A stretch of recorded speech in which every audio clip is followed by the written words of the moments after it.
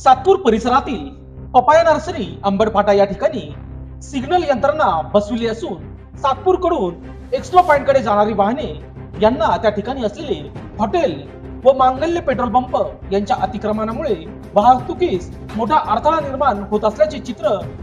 बघायला दिसत आहे। सिग्नल कडून डाव्या बाजूला रस्ता असून व्यावसायिकांनी त्या रस्त्यावर दगड गोटे माती टाकून तो रस्ता बंद केला,